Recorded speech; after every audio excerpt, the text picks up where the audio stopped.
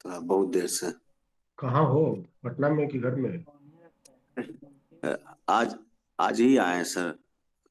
थोड़ा काम था, कागज वगैरह तो इसीलिए आना पड़ा। ओके। तो हम लोग की न्यूक्लियर फिजिक्स शुरू हुई थी। उसमें क्या क्या पढ़ लिए हैं? न्यूक्लियर फोर्स, मास न्यूक्लियर के बारे में मास पढ़ लिए।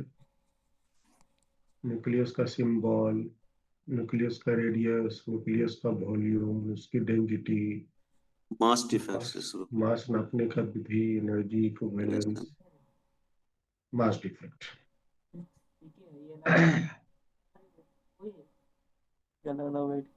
मास डिफेक्ट क्या होता है?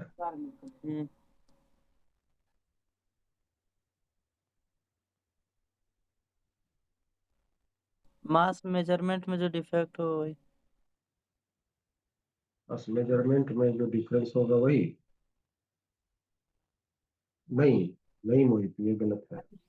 वो मिलता है ना। एनर्जी का कुछ। एनर्जी का कुछ, हाँ बोलो बोलो। जो भी जानते हो बोलो ना, पहले तो दिमाग से कचरा निकालो।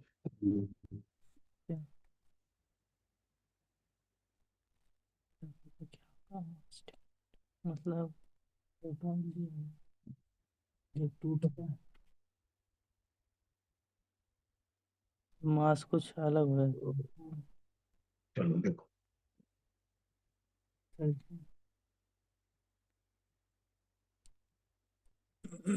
मान लो कि एक न्यूक्लियस में 5 प्रोटॉन है और 6 न्यूट्रॉन है। या ऐसे मान लो 5 प्रोटॉन है और 5 गो न्यूट्रॉन है। ठीक है। Yes sir.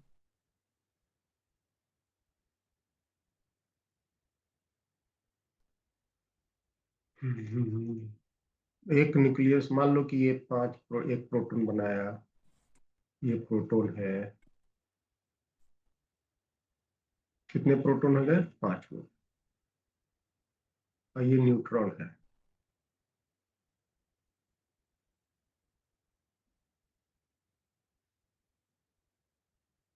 कितने न्यूट्रॉन है? 6। 6 न्यूट्रॉन है, 5 गो प्रोटॉन। अभी ये न्यूक्लियस नहीं बना है। अभी ये न्यूक्लियस नहीं बना है। न्यूक्लियस बनेगा तो क्या होगा? ये सारे न्यूक्लियॉन्स एक दूसरे के काफी काफी काफी करीब हो जाएंगे। है ना? ये न्यूक्लियस काफी एक दूसरे के करीब हो जाएंगे। और वो करीब कितना? फेम्टोमीटर के ऑर्डर में। ये proton, proton, proton, proton, proton, 5 गो प्रोटॉन हो गया। ये neutron, neutron, neutron, neutron, neutron, neutron, 6 neutron हो गया। ये क्या बन गया? से ये बन गया न्यूक्लियस। न्यूक्लियस। और इस न्यूक्लियस में बिल्कुल उतना ही संख्या में प्रोटॉन है, उतना ही संख्या में न्यूट्रॉन है। अगर यहाँ पे 5 गो प्रोटॉन है, 6 ठो न्यूट्रॉन है, तो उस न्यूक्लियस में भी 5 प्रोटॉन है और 6 ठो न्यूट्रॉन है। ठीक है। अब हम क्या करते हैं कि ये 5 प्रोटॉन को अलग से मापते हैं। इस प्रोटॉन के 5 गो प्रोटॉन को अलग से नापते हैं, तो कितना आ जाएगा? 5 गुना मास ऑफ प्रोटॉन।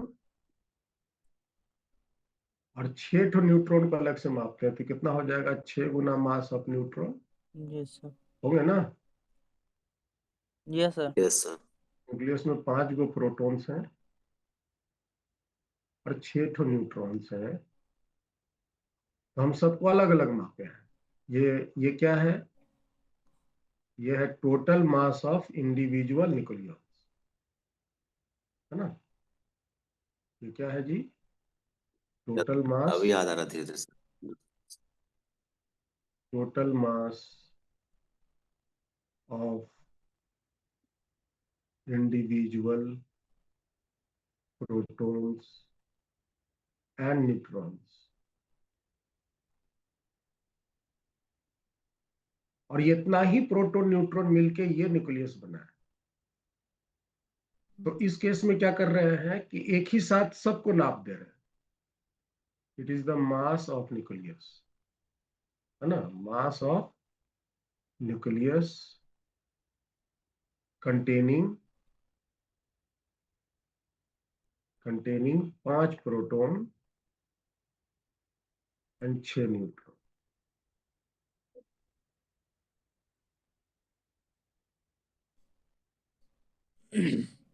ठीक है, yes, sir. बस क्या फर्क पड़ा है, हम सबको पहले अलग अलग माप के इसका टोटल मास निकाले और सबको एक के साथ रख करके तराजू में एक के बार माप। तो कायदे से होना क्या चाहिए, कायदे से होना चाहिए कि इसका टोटल मास जो हम अलग अलग मापते हैं और जो हम एक साथ रखकर मापते हैं, तो दोनों का मास बराबर होना चाहिए। Yes, sir. लेकिन ये ऐसा नहीं होता, ये ऐसा नहीं होता। अगर हम इस टोटल मास को m1 बोले और न्यूक्लियस के मास को अगर m2 बोले, तो क्या पाते हैं कि हम ये पाते हैं, इट इज फाउंड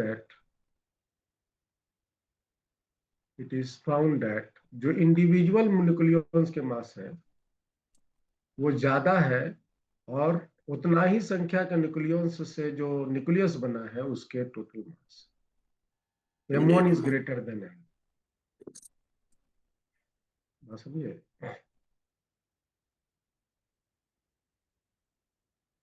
तो ये जो दोनों के बीच में मास का डिफरेंस आया, इसी को बोलते हैं मास डिफेक्ट। इसी को बोलते हैं मास डिफेक्ट। इसको हम कैसे बड़ी परिभाषा दें, ये तो समझने के लिए मैंने एक एग्जांपल लिया है, ये तो इसको हम कैसे डिफाइन करें, व्हाट इज मास डिफेक्ट। तो हम कह सकते हैं कि it is found that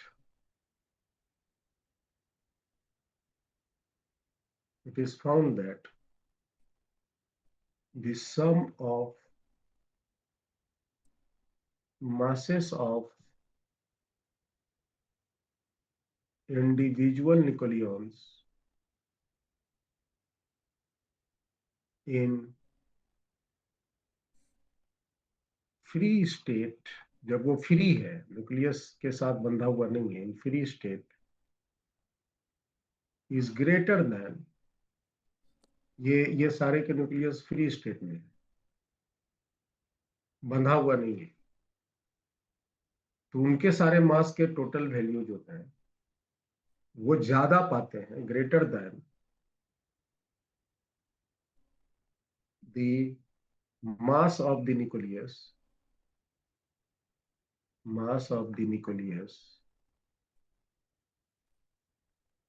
formed by same number of nucleons, उतना Nucleus. ही न्यूक्लियॉन्स से मिलके वो न्यूक्लियस बना। ये ज्यादा होता है, ये जो फ्री स्टेट के टोटल न्यूक्लियॉन्स के जो इंडिविजुअल मासेस हैं उसका वैल्यू ज्यादा होता है, उतना ही संख्या में न्यूक्लियस जब बना है उससे। This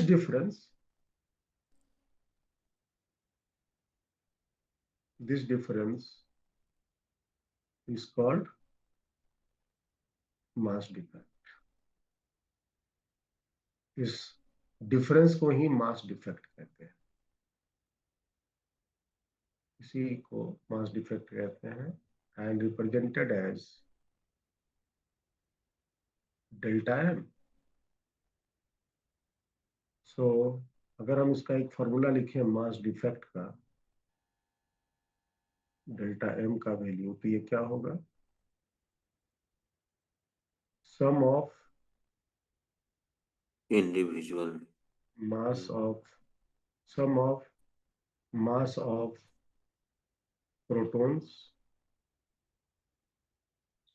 plus sum of Neutron.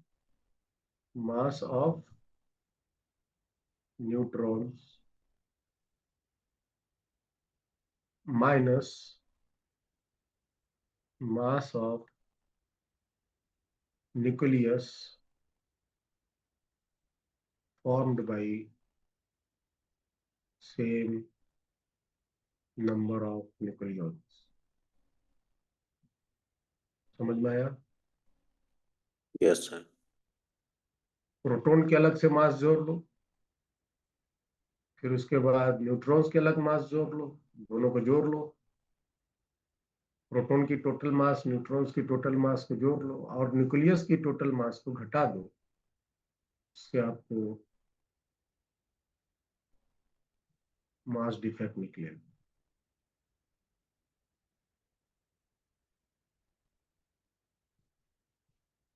Example में एक लेते हैं,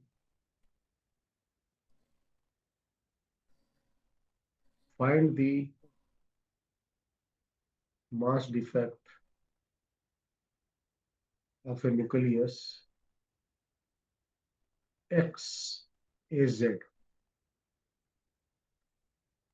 ऑफ मास कैपिटल M, जिसका मास mx है। तो इस न्यूक्लियस का मास डिफेक्ट क्या, तो कैसे निकाले? तो mass defect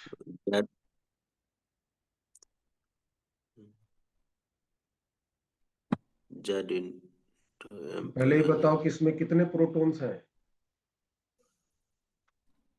proton sir Z. A Z Z Z Guna Z mass of proton plus total कितने न्यूट्रॉन्स हैं? ए माइनस जेड।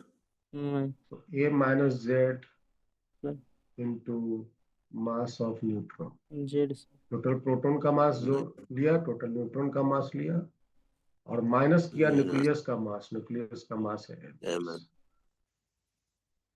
ये इसके हो गए मास।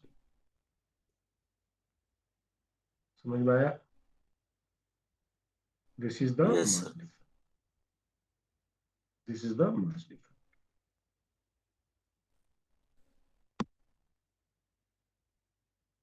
आगे बढ़ते हैं। मास डिफेक्ट हो गया। बाइंडिंग एनर्जी, बाइंडिंग एनर्जी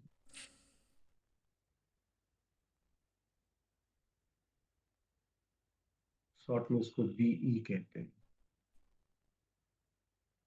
ये क्या होता है binding energy?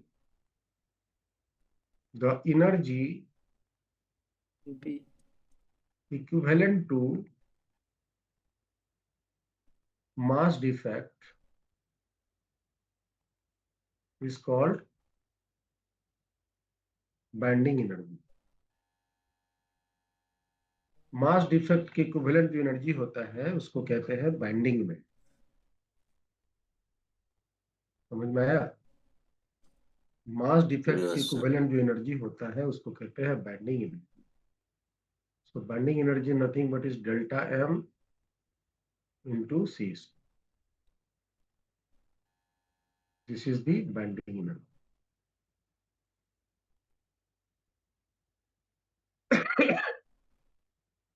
This is the binding energy.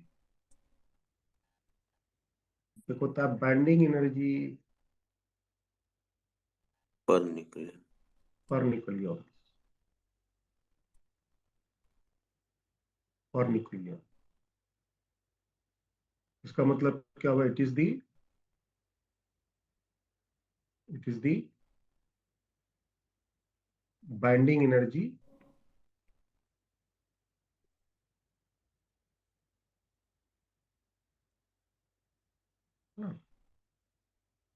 Divided by mass number,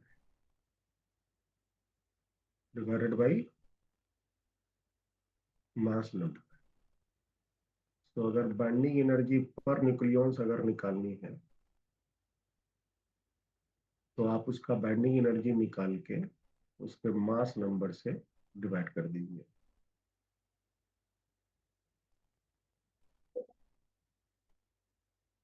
तो आपको बाइंडिंग एनर्जी पर न्यूक्लियॉन्स निकल जाएगा।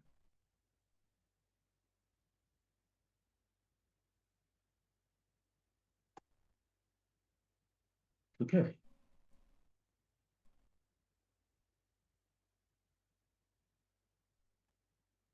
तो वो जो मास कम रहा था सर पहले, हम्म। उसका कुछ तो उसका मतलब लॉजिक कुछ होता होगा सर। देखो ना, अभी तो पार्टी शुरू हुआ है। जब अभी तो पार्टी शुरू हुआ है। बेंडिंग एनर्जी जो जोड़ने जोड़ने पे जो जबकि सर सबकी चीज बराबर ही है, प्रोटॉन न्यूट्रॉन, पता नहीं हाँ, दिमाग सब वहीं कुछ अटका बड़ा हुआ हुआ है। दिमाग वहीं अटका है। देखो ना, अभी शुरू हो रहा है। जोड़ने में एनर्जी मीनिंग ऑफ होता है, इसलिए बाइंडिंग एनर्जी। बाइंडिंग एनर्जी का मतलब क्या है?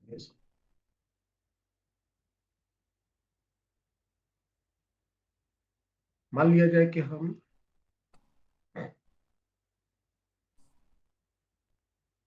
ये वाली सिचुएशन ले लेते हैं। ये जो न्यूक्लियस बना है ना न्यूक्लियस, यस सर। ये वाली सिचुएशन हम यहाँ ले लें।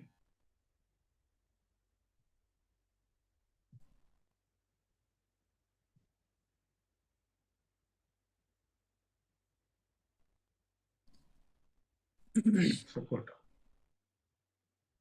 ये फ्री स्टेट में न्यूक्लियॉन्स हैं।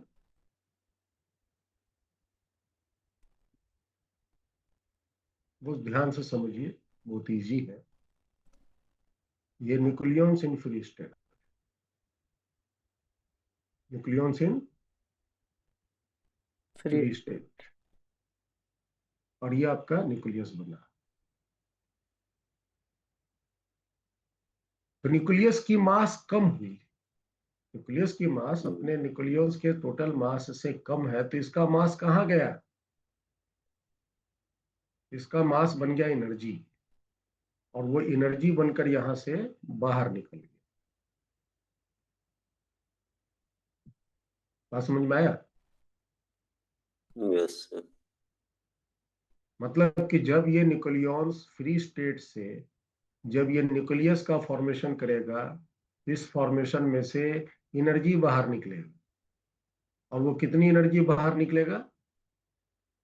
बाइंडिंग एनर्जी के बराबर का एनर्जी बाहर निकलेगा। Energy released, energy released. आप इसको उल्टा समझो। आप ऐसे समझ लो कि अगर तुम इस न्यूक्लियस में अगर इतनी बाइंडिंग एनर्जी दे दोगे, तो ये न्यूक्लियस फूट जाएगा और फूट के ये बन जाएगा। समझ में आया? Yes sir. आप इसको एक बार और फिर समझो। जैसे ये फ्री स्टेट में न्यूक्लियॉन्स आए थे, जब ये न्यूक्लियस का फॉर्मेशन किया, तो इस क्रम में इतनी एनर्जी बाहर निकली। मान लिया जाए ये एनर्जी जो निकली वो 10 इलेक्ट्रॉन वोल्ट की एनर्जी निकली।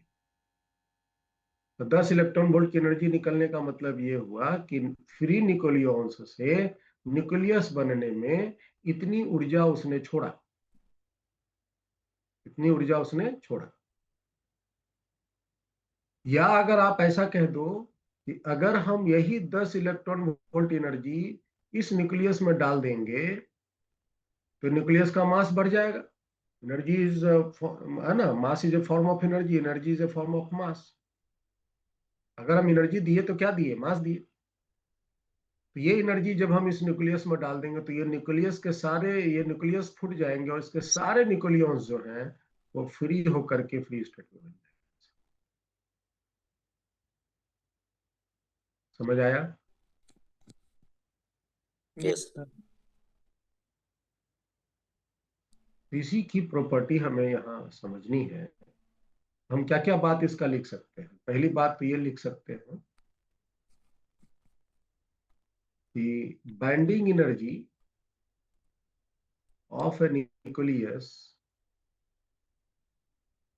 is the amount of energy, is the amount of energy that has been already released, already released.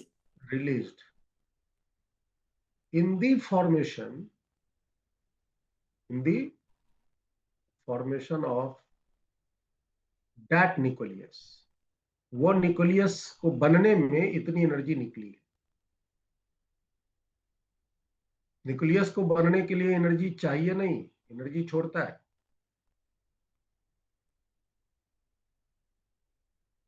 तो एक तो मैंने ये लिखा कि फ्री न्यूक्लियॉन्स से न्यूक्लियस बनने में एनर्जी निकलता है। कितनी अमाउंट की? तो बाइंडिंग एनर्जी की। दूसरी बात क्या लिख सकते हैं? उल्टा जो समझाया था उसके बारे में क्या लिख सकते हैं? If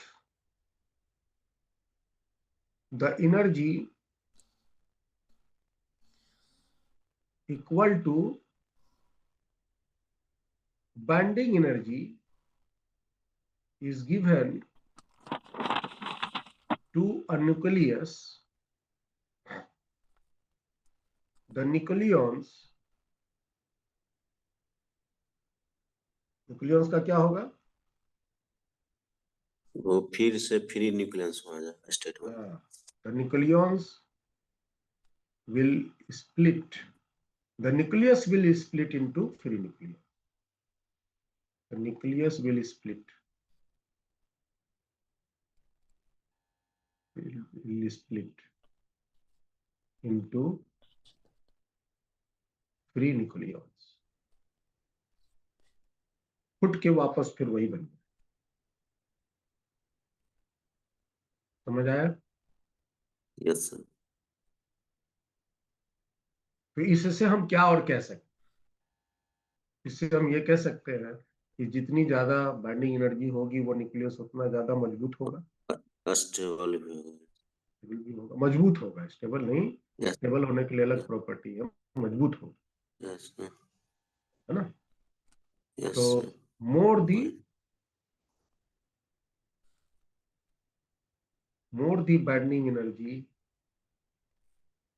more stronger will be the nucleus. मतलब उसको फोड़ने में उतना ज्यादा एनर्जी की जरूरत हो रही है। Yes sir. इसका मतलब वो न्यूक्लियस ज्यादा मजबूती से पकड़ा हुआ है।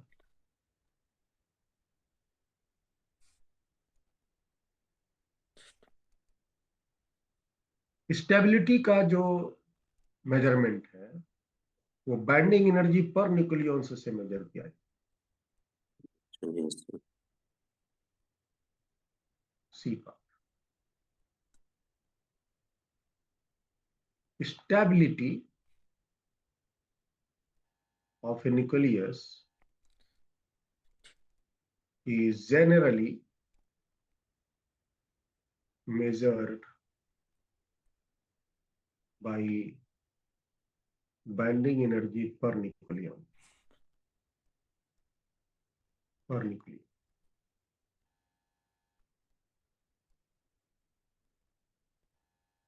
Okay. More the binding energy per nucleons, more the binding energy per nucleons, more stable will be the nucleus.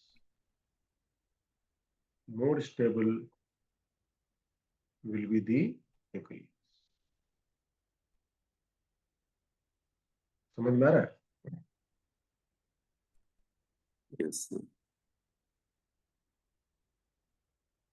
जितना ज्यादा बाइंडिंग एनर्जी न्यूक्लियस का पर न्यूक्लियंस का होगा वो न्यूक्लियस उतना ही ज्यादा स्टेबल होगा। वो न्यूक्लियस उतना ही ज्यादा स्टेबल होगा।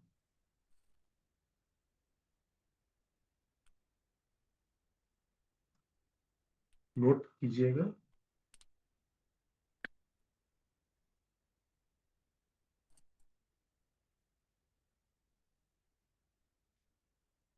है ना? The nucleus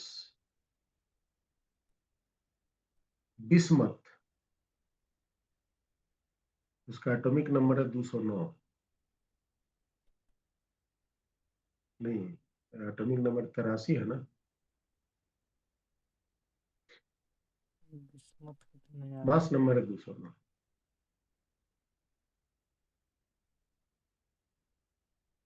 is heaviest stable nucleus. Is the heaviest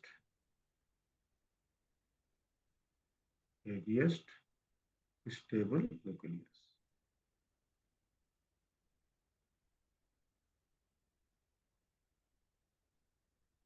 एक बात, ये स्टेबल न्यूक्लियस है, सबसे भारी स्टेबल न्यूक्लियस यही है विश्व में।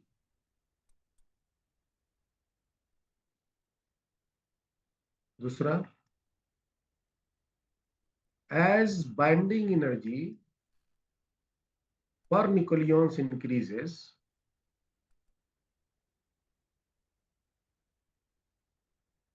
the energy will be released.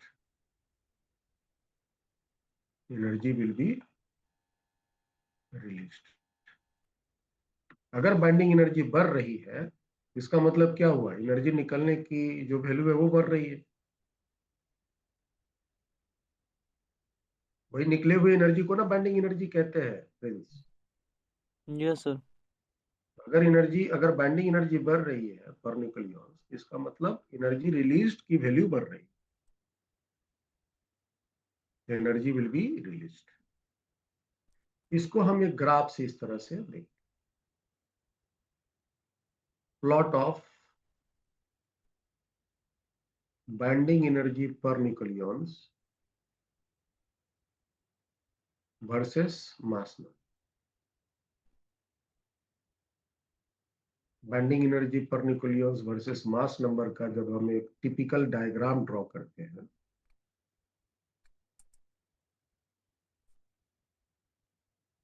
यह है बाइंडिंग एनर्जी पर न्यूक्लियॉन्स वर्सेस मास नंबर। तो इसका ग्राफ हमें कुछ इस तरह से देखने को मिलता है।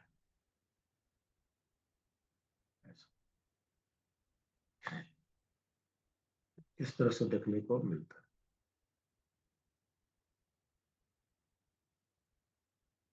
समझ आ रहा है?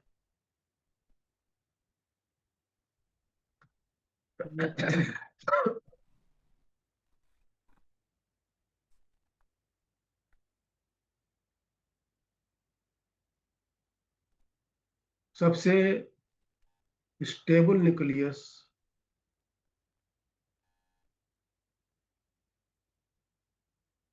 इसका एटॉमिक नंबर, मास नंबर कितना? 209।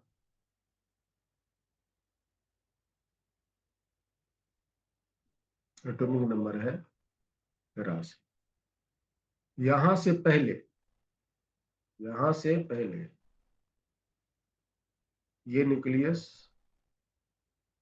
क्या बोलेंगे? Lighter nucleus.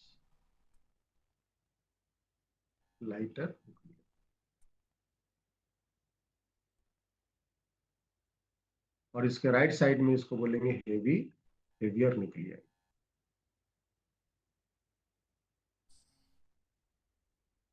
इसका प्लॉट कुछ अलग टाइप का होता है, बुक में देखोगे तो ऐसा कुछ मिलेगा आपको, ऐसा। समझे? मैं एक सिंपल ग्राफ के साथ इसको समझने का प्रयास कर रहे हैं। Is this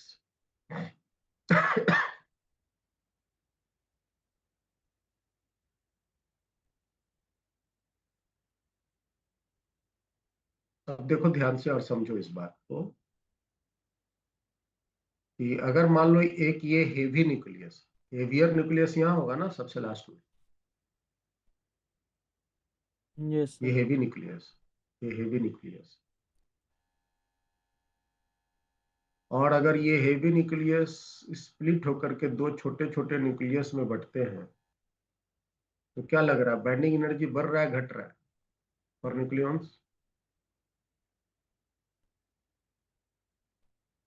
ये लाइटर न्यूक्लियस है ना जी। Yes sir. ये हेवी न्यूक्लियस है, इसका मास नंबर ज्यादा है। ये लाइटर न्यूक्लियस, उसका मास नंबर कम है। बाइंडिंग एनर्जी का क्या हो रहा है ये बताओ? बाइंडिंग एनर्जी बढ़ रहा है, घट रहा है? तो देखो बाइंडिंग एनर्जी बढ़ रहा है ना। हाँ, ग्राफ से तो बढ़ रहा है। Yes yes sir. हेवी का बाइंडिंग एनर्जी देखो कम है, ये ना बाइंडिंग एनर्जी है पर न्यूक्लियस, कम है। Yes sir. सर बढ़ और रहा जब वो छोटा बना तो बढ़ गया। तो बाइंडिंग एनर्जी बढ़ रहा है, तो बढ़ रहा है तो एनर्जी रिलीज होगा, एनर्जी रिलीज होगा। और इस घटना को कहते हैं न्यूक्लियर फिशन रिएक्शन। क्या बोलते हैं? न्यूक्लियर न्यूक्लियर फिशन रिएक्शन, जिसमें एक हेवी न्यूक्लियस स्प्लिट होकर के जब दो लाइटर न्यूक्लियस में कन्वर्ट हो टूटते हैं तो उससे एनर्जी बाहर निकलता है। यही एटम बम का कारण है। इधर में आ जाओ, लाइटर वाले में आ जाओ, ये लाइटर वाले में आ जाओ। सबसे हल्का न्यूक्लियस यही है ना यहाँ पे, यस सर।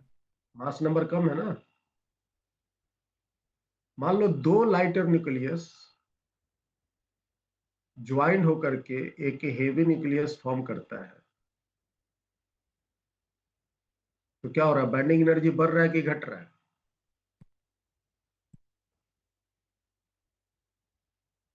ये लाइटर न्यूक्लियस की बाइंडिंग एनर्जी कम है, हेवी न्यूक्लियस की बाइंडिंग एनर्जी ज्यादा है। दिख रहा है ना? Yes sir. तो जब दो लाइटर न्यूक्लियस कंबाइंड होके जब हेवी न्यूक्लियस में कन्वर्ट होता है, तब इस केस में बाइंडिंग एनर्जी के बढ़ने के कारण यहां भी एनर्जी रिलीज होती है। तो जब दो लाइटर न्यूक्लियस कंबाइंड होंगे तो हेवी न्यूक्लियस के क्रम में एनर्जी रिलीज होगा, या जब एक हेवी न्यूक्लियस स्प्लिट होगा तो भी वहां एनर्जी रिलीज होगा। और इसको तो हमने हेवी न्यूक्लियस जब टूटा तो इसको न्यूक्लियर फ्यूजन रिएक्शन कहे। जब दो लाइटर न्यूक्लियस कंबाइंड हुआ उस रिएक्शन को कहते हैं nuclear fusion. Fusion. Fusion reaction. Fusion. क्या बोलते हैं? Nuclear fusion reaction. यही यही जो घटना होती है वो सूरज में होती है। और ये एटम बम, एटम बम, और ये स्टार्स में होता है। हाइड्रोजन बम इसको कहते हैं। क्या कहते हैं? हाइड्रोजन बम इन स्टार्स। सूरज में या बाकी और जो तारे हैं वहां पे ये घटनाएं होती।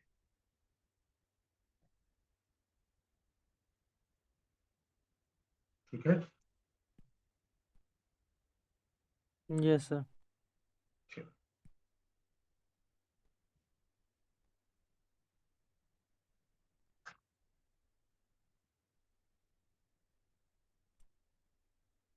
अब आइए देखते हैं न्यूक्लियर रिएक्शन में क्या क्या बातें होती है। Nuclear reaction,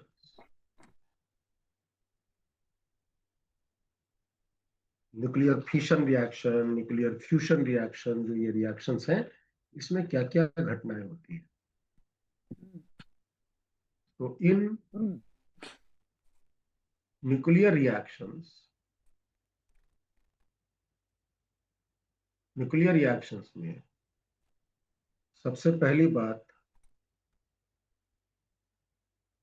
total charge remain conserve. Charge remain conserve. Charge remain conserve का मतलब क्या हुआ? चार्ज रिमेन कंजर्व का मतलब हुआ टोटल, अब न्यूक्लियस की बात हो रही है, न्यूक्लियस में चार्ज के रूप में तो प्रोटॉन है ना। यस। तो टोटल, इसका मतलब हम यहाँ नीचे लिख देते हैं कि number of protons in reactant will be equal to number of protons in product। Reactions हो रहे हैं तो कुछ रिएक्टेंट होंगे, कुछ प्रोडक्ट बनेंगे। तो उसके जितने नंबर ऑफ प्रोटॉन्स है रिएक्टेंट में, उतना ही नंबर ऑफ रिएक्टेंट प्रोटॉन की वैल्यू होगी। ये मतलब हुआ चार्ज कंजर्वेशन। दूसरा, total number of nucleons will be conserved.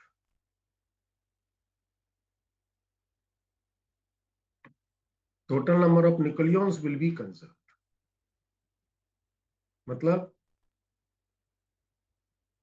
total mass number of reactants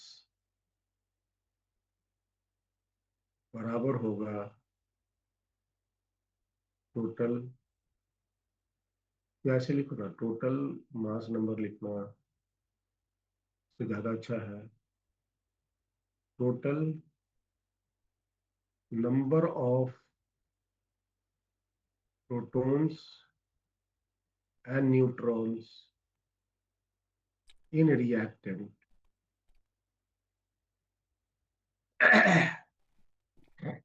in reactant, ये बराबर होगा total number of protons and neutrons की प्रोडक्ट।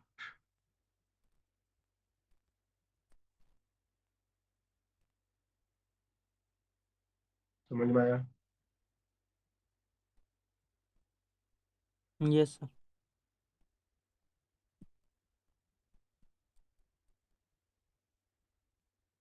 तीसरी बात,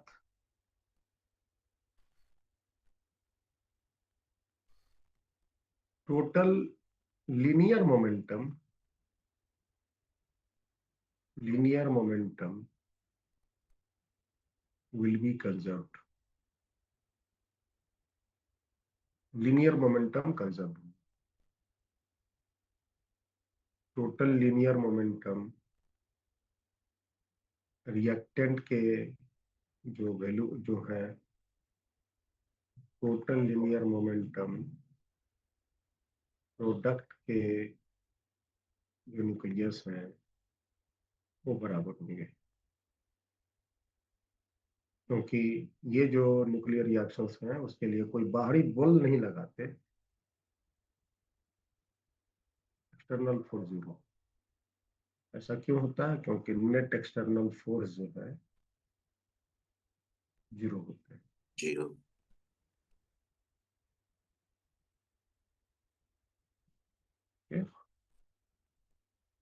और पांचवा, total energy and energy equivalent to mass, energy equivalent to mass, total energy and energy equivalent to mass will be conserved.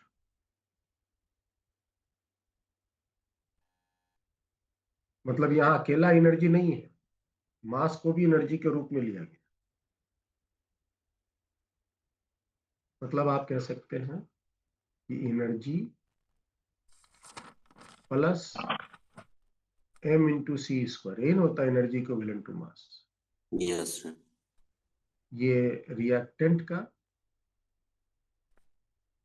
और energy plus M C square ये product का, ये value बराबर हो।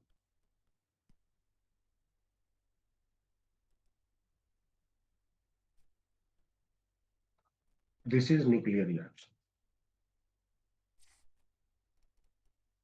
ये न्यूक्लियर रिएक्शन के साथ होने वाली कुछ प्रॉपर्टीज है जो हमेशा वैलिड रहेंगे, और इसी को यूज करके हम न्यूक्लियर रिएक्शंस को बैलेंस भी करेंगे। आगे बढ़े। Yes sir.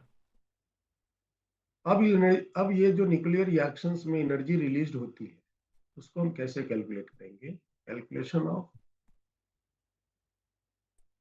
Energy released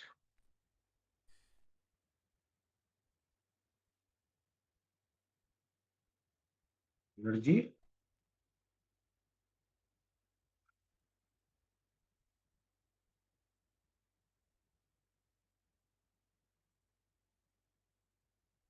in nuclear reaction. Nuclear reactions में एनर्जी रिलीज जो होंगी वो कितनी होंगी, कैसे कैलकुलेट करेंगे? तो ज्यादातर क्वेश्चन में, लगभग 99% क्वेश्चन में आपको if masses of reactant and products are given,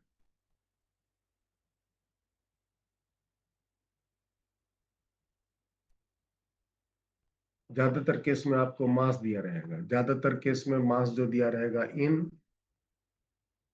AMU, है ना, यू के फॉर्म में। ज्यादातर केस में आपको मास ही दिया मिलेगा। मास अगर दिया है तो फिर इस केस में energy released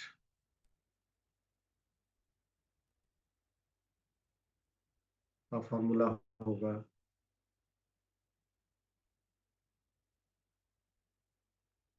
total mass of reactant minus total mass of product into C square into c. बस रिएक्टेंट का मास ज्यादा होगा, प्रोडक्ट का मास कम, तभी एनर्जी रिलीज होगा।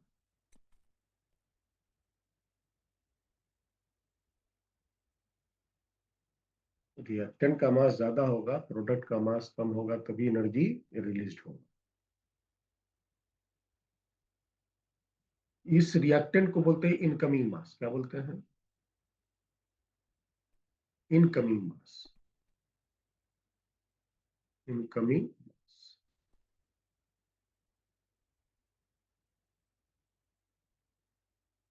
और ये जो प्रोडक्ट है आउटकमिंग। इसको बोलते हैं आउटगोइंग मास। आउटगोइंग।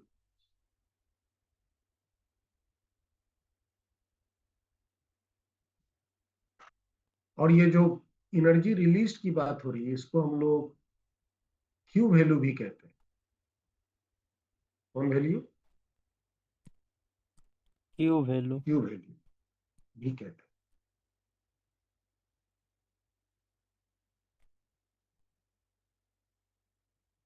अब इसके साथ कुछ बातें हैं जो नोट कीजिए।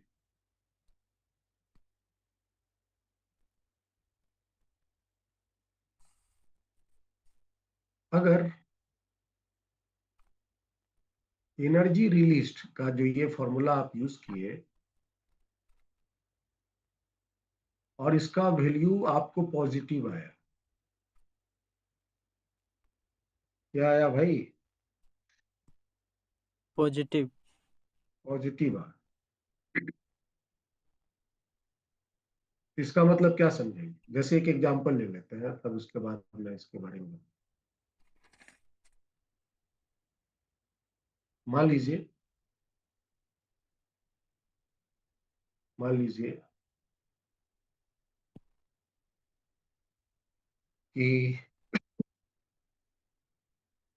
एक रिएक्टेंट है ए, वो मिला बी से और इससे एक प्रोडक्ट बना सी और एक और दूसरा प्रोडक्ट बना डी, और यहां से हम एनर्जी रिलीज की बात कर रहे हैं।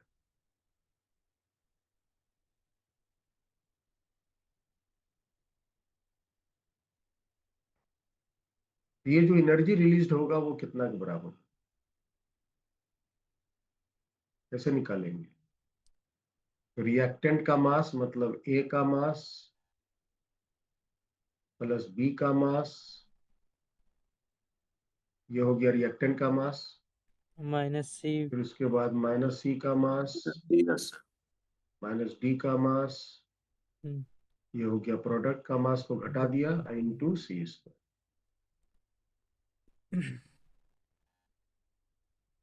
ये फॉर्मूला हम लगाएंगे, ये फॉर्मूला हम लगाएंगे।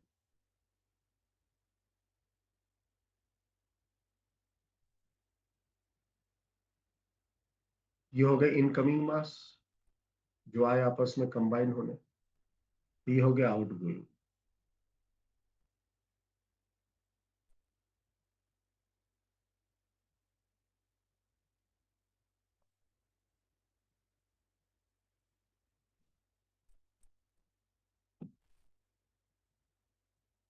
तो क्या कहना है इसमें कि अगर एनर्जी रिलीज्ड, जो आप ये फॉर्मूला लगा कर निकालेंगे, अगर ये पॉजिटिव आया हम्म, तो इस केस में क्या होगा? ये पॉजिटिव कब आएगा? रिएक्टेंट ज्यादा होगा, प्रोडक्ट कम बनेगा तो। इनकमिंग मास ज्यादा होगा, आउटगोइंग मास कम होगा।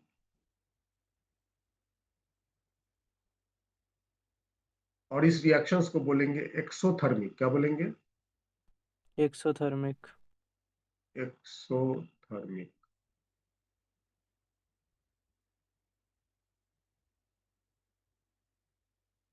और इस केस में इनकमिंग मास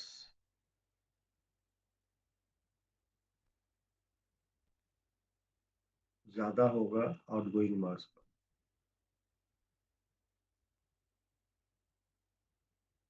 या रिएक्टेंट का मास ज्यादा होगा, प्रोडक्ट का मास कम।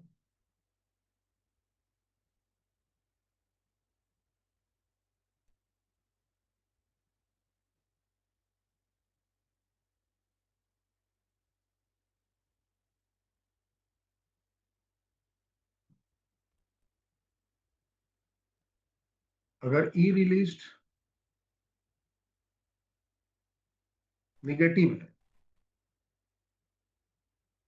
इसको बोलते हैं इंडोथर्मिक। क्या बोलेंगे? इंडोथर्मिक। इंडोथर्मिक, है ना? तो इस केस में क्या होगा कि एनर्जी निकलने के बजाय वो एनर्जी और एब्जॉर्ब भी करे, और उल्टा होगा। और ये नेगेटिव कब होगा? जब रिएक्टेंट का मास कम हो जाए, प्रोडक्ट का मास ज्यादा हो जाए, इनकमिंग मास कम हो जाए, प्रोडक्ट का मास। यस। इनकमिंग मास कम हो जाए, आउटगोइंग मास।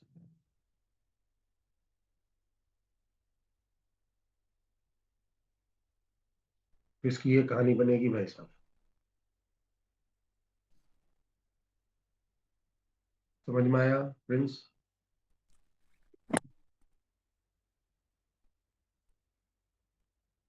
अगर आपको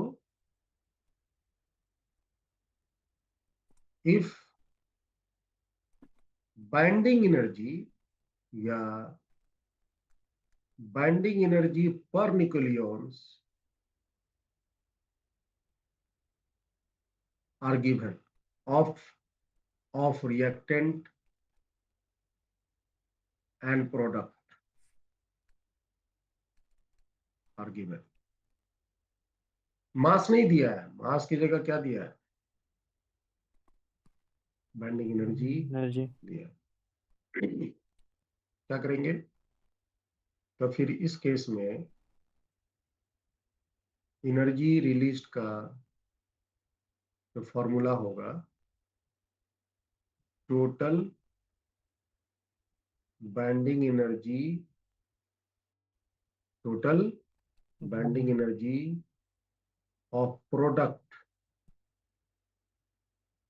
minus total binding energy of reactant. समझ में आया जी? यस। उल्टा, उल्टा।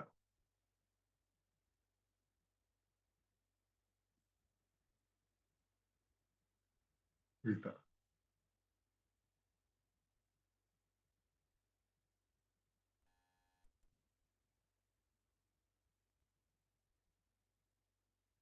इसमें सी स्क्वायर गुना करेंगे नहीं करेंगे? नहीं करेंगे, क्योंकि बाइंडिंग एनर्जी में पहले से ही सी स्क्वायर गुना है ना। Yes sir. ये बाइंडिंग एनर्जी में पहले से ही सी स्क्वायर मल्टीप्लाई किया हुआ।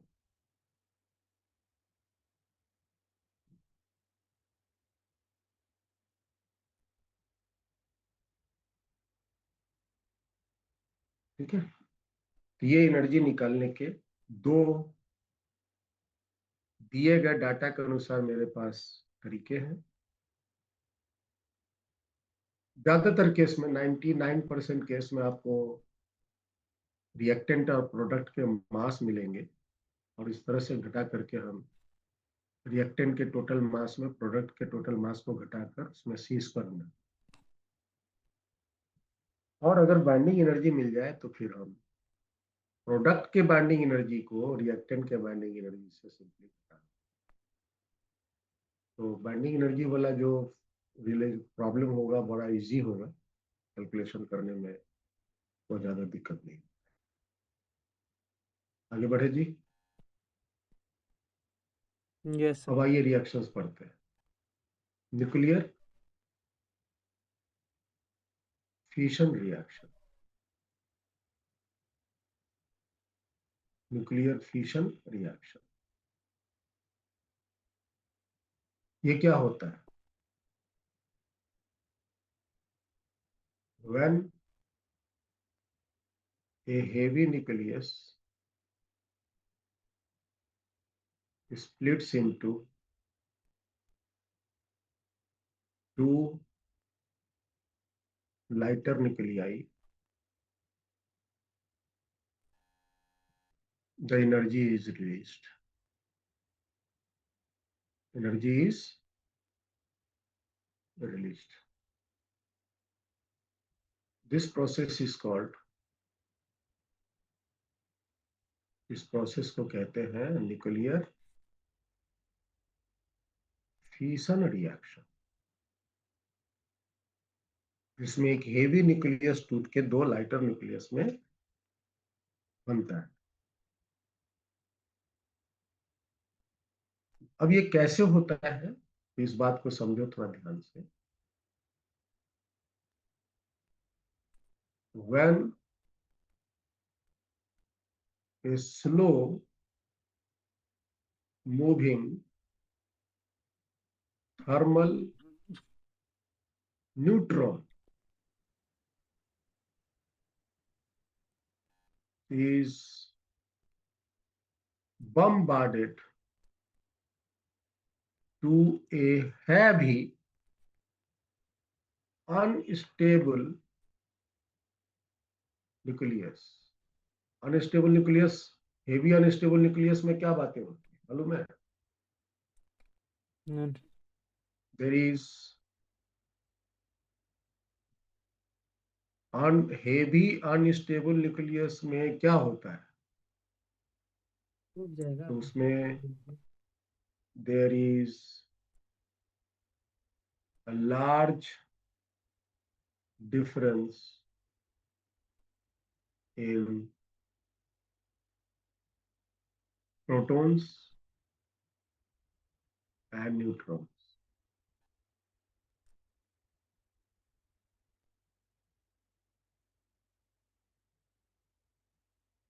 उसमें प्रोटॉन्स और न्यूट्रॉन्स की संख्या में बहुत ज्यादा का अंतर होता है। तो ऐसा न्यूक्लियस क्या रहता है? अनस्टेबल हो जाता है। क्या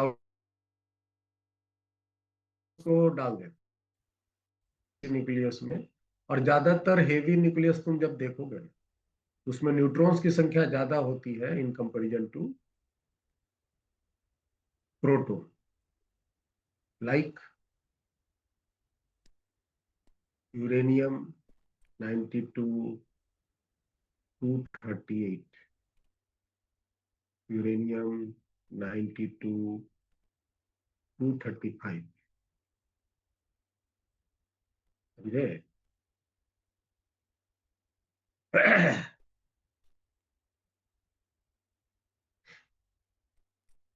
230। हम्म।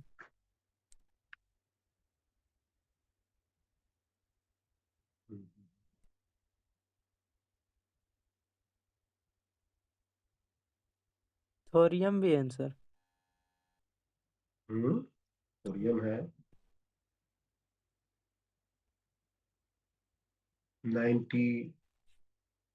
234। प्लूटोनियम भी है, थोरियम मतलब वो 90 हो गया। रेडियम भी है हम्म। 88 226। ये सब के सब जो है, ये सब के सब क्या है? रेडियो रेडियो एक्टिव सब्सटेंस, जिसके न्यूक्लियस क्या है? अनस्टेबल है। और जब आप इस न्यूक्लियस का गौर से देखोगे तो इसमें बताओ टोटल प्रोटॉन्स कितने हैं यूरेनियम वाले में? इसमें 92। और न्यूट्रॉन्स कितने हैं? 146। 100। 146। बहुत ज्यादा है ना, 1.5 गुना का अंतर है। यस। Yes sir.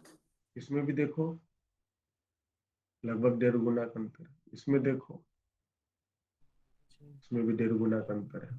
इसमें भी देखो लगभग 1.5 गुना का अंतर। तो लगभग जो हेवी न्यूक्लियस होते हैं उसके भीतर प्रोटॉन की संख्या कम रहती है, न्यूट्रॉन्स की संख्या प्रोटॉन के कंपैरिजन में बहुत ज्यादा रहती है। ऐसा कोई न्यूक्लियस मिल जाए जिसमें जितना प्रोटॉन्स है उतना ही न्यूट्रॉन्स के आसपास में। जैसे अगर प्रोटॉन मान लो जाए कि 40 है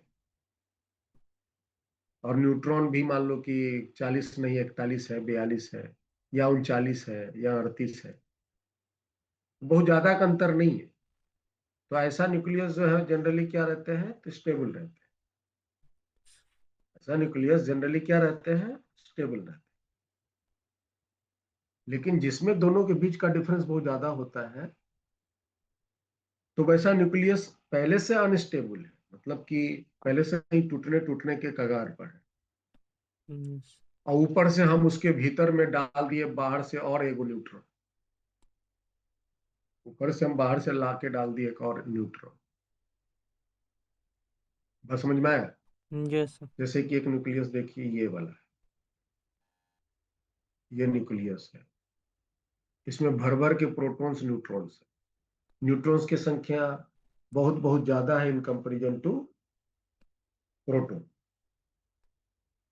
और एक न्यूट्रॉन को हम इसके भीतर में धीरे चला कर डालिए, स्लो मूविंग न्यूट्रॉन है। तो कौन है? स्लो। Slow moving. क्यों स्लो मूविंग? फास्ट मूविंग क्यों नहीं?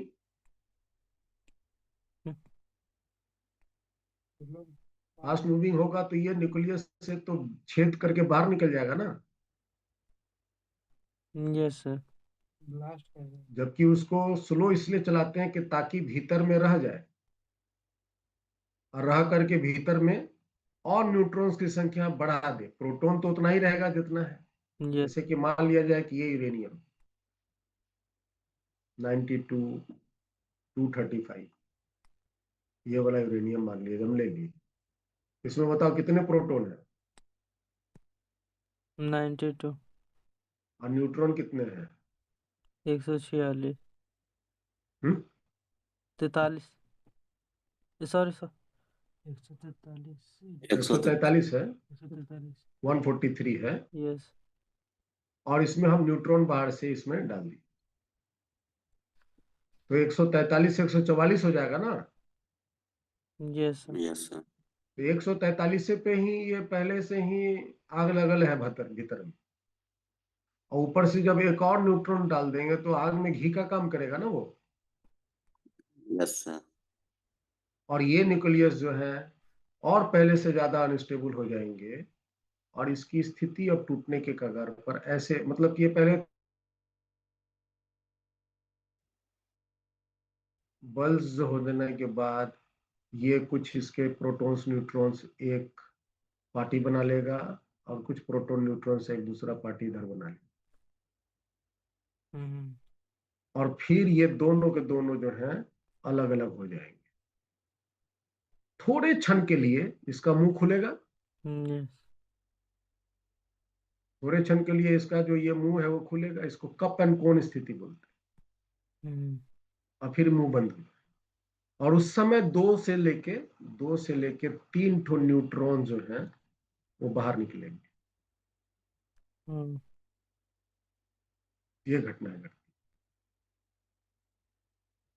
तो डायरेक्ट ये वाला प्रोडक्ट नहीं बनता। मान लिया जाए ये यूरेनियम है और यहाँ पर एक प्रोडक्ट बना X और एक प्रोडक्ट बना Y। अब ये X और Y का कौन सा नाम होगा वो डिपेंड करेगा कि यहाँ पर कितनी संख्या में प्रोटॉन्स और यहाँ पर कितनी संख्या में प्रोटॉन्स जो है एकोमोडेट हुए हैं। टोटल संख्या प्रोटॉन की 92 ही रहेगा, याद रखिए। अब हो सकता है कि यहाँ पे 40 हो जाए, यहाँ पे 52 को प्रोटॉन हो जाएंगे, तभी ना 92 आएगा। yes, तो उसके अनुसार X और Y के नाम बनेंगे। अब हो सकता है कि यहाँ पे 39 हो तो यहाँ पर 53 हो जाएंगे। ये Z की मान बोल रहे हैं, एटॉमिक नंबर की बात। yes, या अगर ये 38 हो जाए तो ये कितने हो जाएंगे? 54 हो जाएंगे। इसका मतलब ये हुआ कि ये जो X और Y है वो कोई भी कॉम्बिनेशन ऑफ न्यूक्लियस हो सकता है। बात समझ में आया जी? yes, जैसे ये 36 हो जाए तो ये कितना हो जाएगा? 56 हो जाएगा। अपन तो कैसा आपस में यहाँ के प्रोटॉन से एकोमोडेट किए, यहाँ पर कितने प्रोटॉन से एकोमोडेट किए, उसके अनुसार ये स्थिति तैयार हो। तो मैंने क्या बताया अभी, क्या लिखा अंग्रेजी में पढ़ो।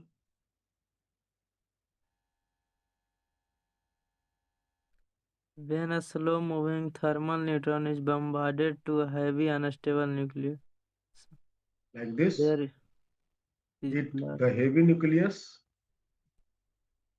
heavy nucleus splits into two nuclei, two lighter nuclei,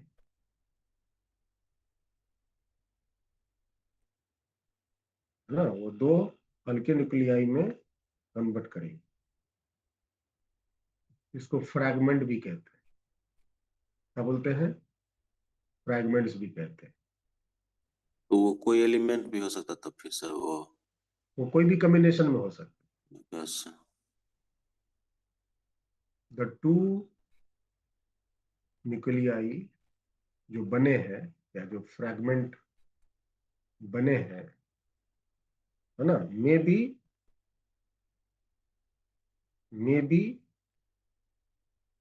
of any combination provided total number of, है ना, protons, total number of protons be conserved, protons be conserved। total number of protons क्या होने चाहिए? कंजर्व्ड होने चाहिए। Observed.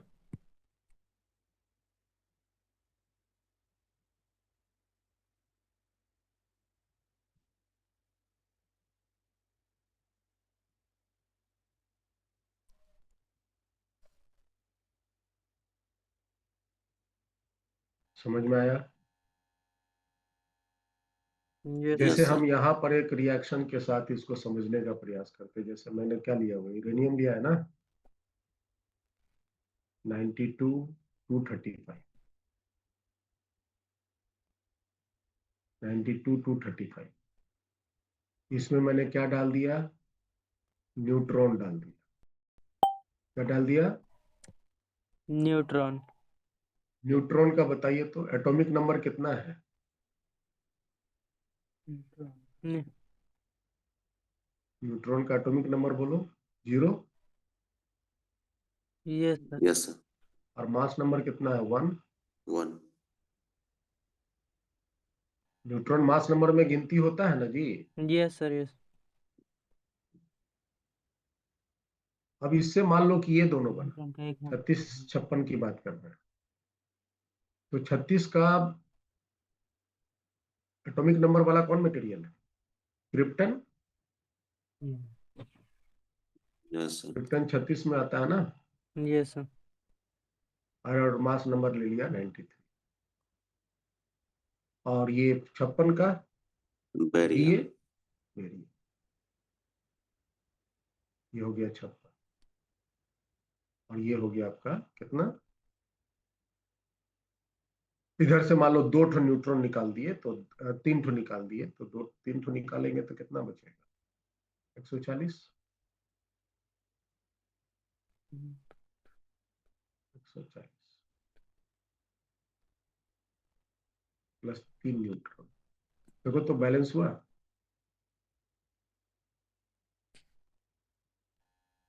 Balance हुआ कि नहीं हुआ बताओ। सबको पका पकाया खाने वाला। 3 न्यूट्रॉन। इसमें टोटल प्रोटॉन्स, टोटल प्रोटॉन्स कितने हैं बताइए? अच्छा अच्छा बहुत है। 92 प्लस 0। यस 92 हुआ ना। ये 92।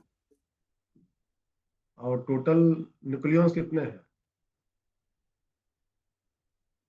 Total nucleons mass number 235। 93 sir sir 237 235 plus plus 1 1 236 है। 236। ये तो सर इधर बताओ, यहां से यहां तक टोटल प्रोटॉन्स बोलो। 92। 36 प्लस 56 92। बैलेंस हो गया। Yes sir. न्यूक्लियॉन्स बोलो। ये भी बैलेंस है सर। न्यूक्लियॉन्स ऊपर में सब गिनो। 92 प्लस 93। 140। 93 है। अच्छा। और ऊपर से 140 और फिर 3 गो न्यूट्रॉन ये भी तो है। Yes sir. 3 ये कितने हो गए? 3 हो गया सर। बैलेंस हो गए। इसी तरह से हम बैलेंस करेंगे। अगर यहाँ पे मास नंबर थोड़ा बढ़ा देते हैं, जैसे 93 की जगह 94 कर देंगे, तो क्या फर्क पड़ेगा? तो फर्क ये पड़ेगा कि यहाँ पर 3 न्यूट्रॉन ना दो निकाल के 2 ठो दो न्यूट्रॉन। आएगा।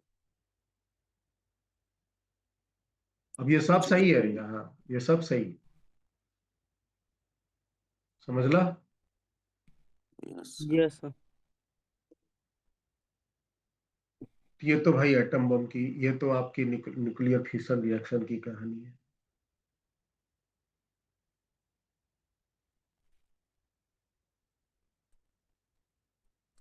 अब ये न्यूक्लियर फिशन रिएक्शन के 2 टाइप। जो न्यूक्लियर फिशन रिएक्शन होता है इसके 2 टाइप। एक होता है types of nuclear fission reaction.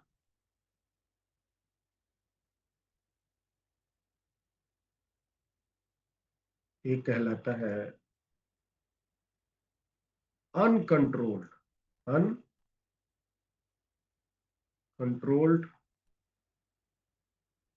Chain nuclear fission reaction.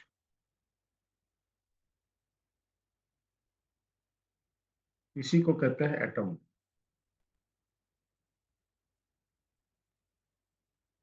और दूसरा होता है controlled chain nuclear fission reaction. ये करवाते हैं हम न्यूक्लियर रिएक्टर में। क्या करवाते हैं? Nuclear reactor.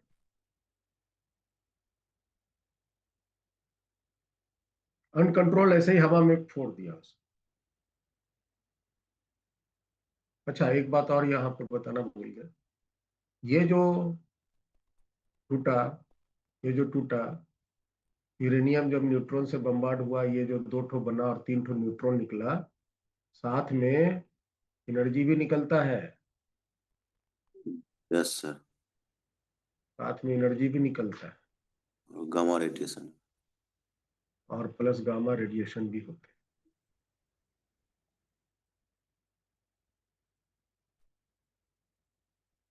समझला? एनर्जी रिलीज कितना होगा, अगर ये हमसे पूछा जाए कि एनर्जी रिलीज कितना होगा, बताओ भाई, तो कैसे बोलेंगे? तो टोटल प्रोडक्ट माइनस रिएक्टेंट जो एनर्जी रिलीज, तो मास ऑफ यूरेनियम हो जाएंगे एक तो 235 प्लस मास ऑफ न्यूट्रॉन होंगे, देखो न्यूट्रॉन है ना तो रिएक्टेंट में, फिर होगी फिर माइनस मास ऑफ के आर 93 का, फिर माइनस मास ऑफ बी ए 140, और फिर 3 गुना मास ऑफ न्यूट्रॉन। दिख रहा है? इस सब में हम सी स्क्वायर गुना करें। ये हो गया लेफ्ट साइड में रिएक्टेंट का मास। जितना माइनस में देख रहे होगे सब प्रोडक्ट का मास। प्रोडक्ट में 3 गो चीज है, के आर है, बी ए है और 3 गो न्यूट्रॉन। और जानते हो ये जो एनर्जी निकलता है, ये अप्रोक्सीमेटली 200 मिलियन इलेक्ट्रॉन वोल्ट की एनर्जी निकलती है, अप्रोक्सीमेट। समझ में आया?